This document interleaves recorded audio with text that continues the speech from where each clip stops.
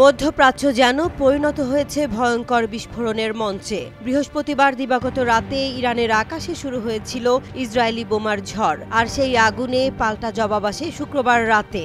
Iran সরাসরি আঘাত হানে ইসরায়েলের ঘাড়ে। তারপর থেকে চলছে রক্তাক্ত পাল্টাপাল্টি হামলা। এ যেন এক অঘোষিত যুদ্ধ। ইরানি গণমাধ্যমের বরাতে আল জাজিরা জানিয়েছে, ইসরায়েলের প্রথম ধাক্কায় ইরানে প্রাণ হারিয়েছেন অন্তত ৮০ জন, যার মধ্যে ২০ জনই শিশু। আহত আরও ৮ শতাধিক। সবচেয়ে আতঙ্কের বিষয়, নিহতদের মধ্যে রয়েছেন ইরানের সেনাপ্রধান, রেভলিউশনারি গার্ড প্রধান ও ৬ জন পরমাণু বিজ্ঞানী। লক্ষ্য ছিল স্পষ্ট, ইরানের সামরিক ও পারমাণবিক সক্ষমতাকে একেবারে ভেঙে চুরমার করে দেয়া। কিন্তু ইরানও চুপ থাকেনি। শনিবার রাতেই ইসরায়েলে চালায় একের পর এক পাল্টা হামলা। সিএনএনের তথ্য অনুযায়ী এতে এখন পর্যন্ত অন্তত ১৩ জন নিহত, আহত কমপক্ষে ১৪০। তেল আবিব ও হাইফার বিভিন্ন ভবন ধসে পড়েছে ক্ষেপণাস্ত্রের আঘাতে। ইসরায়েল শনিবার রাতেও চুপ ছিল না।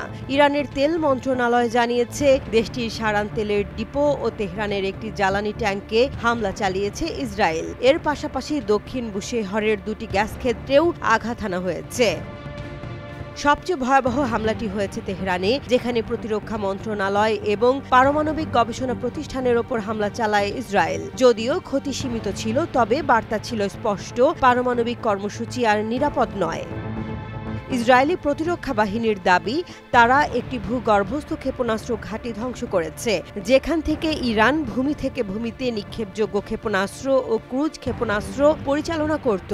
আজ রোববার ছিল তেহরান ওয়াশিংটনের একটি গুরুত্বপূর্ণ পারমাণবিক আলোচনা, কিন্তু সেই আলোচনাও বাতিল করেছে ওমান। যুদ্ধের শব্দে যেন কূটনীতির দরজা বন্ধ হয়ে গেছে।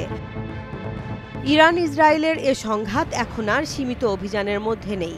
এটি ক্রমেই রূপ নিচ্ছে এক পূর্ণাঙ্গ যুদ্ধে। এই যুদ্ধ শুধু দুই দেশের সীমায় আটকে নেই, এর অভিঘাত ছড়িয়ে পড়ছে গোটা মধ্যপ্রাচ্যে, এমনকি বৈশ্বিক রাজনীতিতেও। বিশেষজ্ঞদের শঙ্কা, যদি এই সংঘাত আরও তীব্র হয়, তাহলে তা পারমাণবিক উত্তেজনার দিকে গড়াতে পারে, আর তখন সেই আগুনে পুড়বে গোটা মানব সভ্যতা।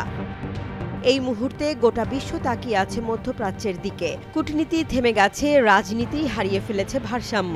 এখন শুধু চলছে বিস্ফোরণ, বারুদের গন্ধ আর অনিশ্চয়তার অপেক্ষা। তবে প্রশ্ন একটাই, এই যুদ্ধের শেষ কোথায়?